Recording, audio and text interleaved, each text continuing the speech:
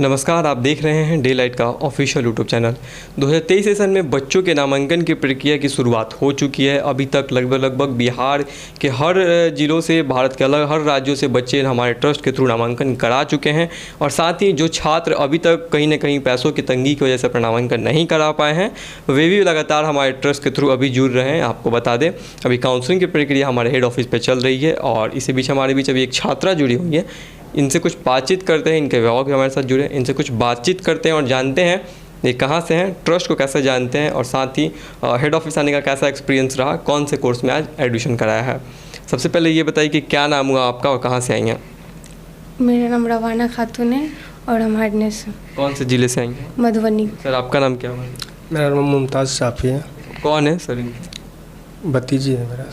ठीक है, तो ये बताइए कि डिलाइट ट्रस्ट के बारे में आपको पहली बार किसके थ्रू और कब पता चला था, कुछ याद है? थोड़े दिन पहले पता चला है सर के थ्रू। कौन से सर के थ्रू? नीतीश सर जो कोचिंग पढ़ाते हैं। तो हमारे एसोसिएट जो वहाँ के हैं उन्हीं के थ्रू जानती हैं आप। सर क्या बच्ची ने बताया या फिर सर से आपकी बात हुई है, कैसे जानते हैं सर ट्रस्ट को?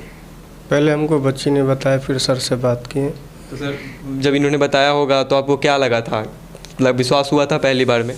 फिर मैं पूछा दूसरे आदमी से, फिर यहाँ पे आए हैं। उसके बाद पहली बार सर ने आपको क्या क्या ऐसी बातें थी जो बताई थी, पता है कुछ याद है क्या क्या ऐसी बातें थी? जी, कोर्स के बारे में बताए थे, जो इतना ईयर लगता है, और कॉलेज के बारे में बताए थे। जी, तो जब उन्होंने बताया होगा कि ट्रस्ट के थ्रू अगर आप पढ़ते हैं, पढ़ाते हैं बच्ची को तो 0 ट्यूशन फीस पर एडमिशन होगा, तो पहली बार में कितना यकीन हो पाया था?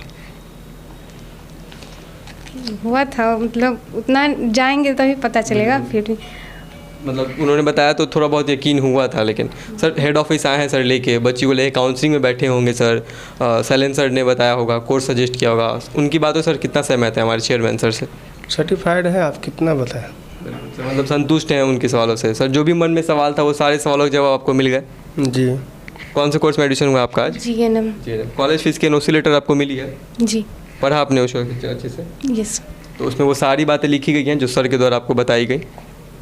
जी सर। अच्छा ये बताइए, खुश से अपने एडमिशन से आप? Yes sir. सर बच्ची का नामांकन GNM जैसे महंगे कोर्स में हो गया, खुश हैं आप? जी।